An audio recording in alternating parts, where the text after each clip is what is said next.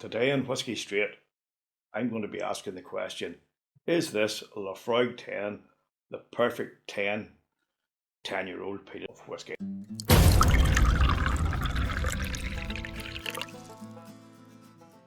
Hello, I'm Big Al and welcome to Whisky Straight. You can join me in my evolving and ever-enlightening spiritual odyssey through the wonderful world of whisky, where today, as you already know, I'm going to be taking a look at the Laphroaig 10, a classic Islay malt and another one in my Islay tasting set from my big 50th birthday present from my friends in Scotland. Without getting too much into it, what do we know about it? Well, it's bottled at 40% ABV. Right now, the recommended retail price is £44.90, which is a wee bit fucking steep, but worry not. Particularly at this time of year, it's a widely available malt and the prices vary throughout the supermarkets, and you're going to get it at even half that price. So let's get right into it. And instead of looking at my wee cards now where the old man eyes don't really work, I've got it up here on my phone and it's all blown up so I can actually see the bloody things. Here's what we are to expect on the nose. It says here, this opens up on big smoky muscular peat notes. There are spices and licorice as well as a big dose of salt. This whisky has become slightly sweeter in recent years and it appears beautifully on the nose amidst the classic iodine sticking plasters and cool wood smoke we love. Now, if you happen to have a pour of this, or even anything peaty smoky, doesn't even have to be from Islay, please pour yourself a dram, join me in the tasting, and we'll have a wee dram together, as whisky is best shared by friends. Sláinte.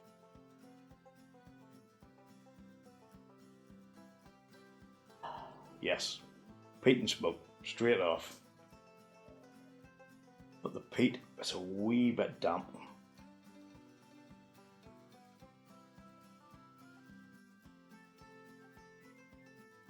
A really damp, boggy type of peat.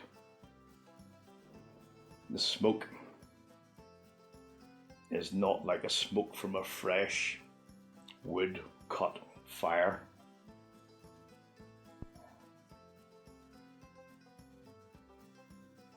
There's a bit of grassiness, a bit of earthiness.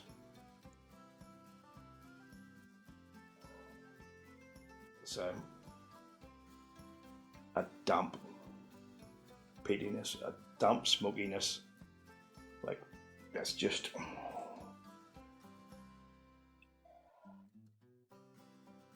nothing really invigorating going on. It's just okay, but altogether, what I'm getting here is something a bit bland. I haven't had one of these in a while, but as you all know, I'm not a peat head, not a smoke head, but I'm getting there. I did love the Kalila 12, the Lagavulin 8, and this, right from the off, the first time I had it I liked it, but now probably because my palate and my senses have developed a lot more, it's probably coming across as a wee bit bland.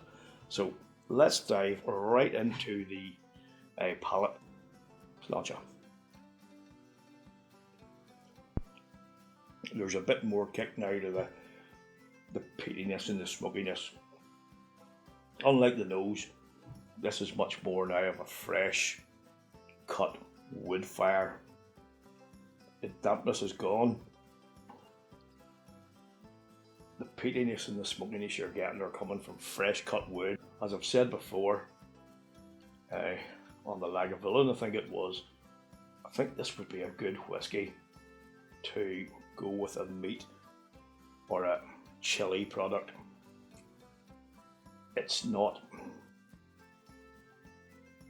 something that really is impressing me to the extent that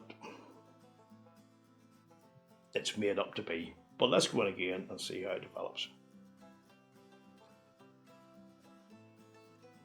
It's not really holding the flavour that you would like it to. You know what, I'm finding this overall a wee bit disappointing. So what's the finish going to be? It says here it's big and drying as the savoury tarry notes build up. Well now, I've never been one to find much complexity in iodine. Thankfully there's not too much of it in here, just a wee bit. But it is drying. It is more savoury than sweet. We'll give it, there's only a wee dram left here, so we'll give it another wee sip and see. It's a wee bit disappointing on the finish. It's probably more medium than long. The mouthfeel is a wee bit, as I say, drying. Not overly impressive. It is kind of strange for a whisky that I really cut my teeth on when it came to peaty and smokiness. For some reason now it's not doing it for me. Contrast that to the Caol 12, which is a peaty smoky whisky that I never got on with and now I really like. It just shows how your palate, how your tastes can develop over time. So I did ask at the start, is this the perfect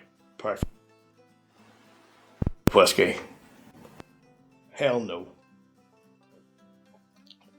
Is it a good entry level whisky for people wanting to get into the smoky peaty stuff? Yes, it is, because that's how I got into it. But it's like a lot of other things.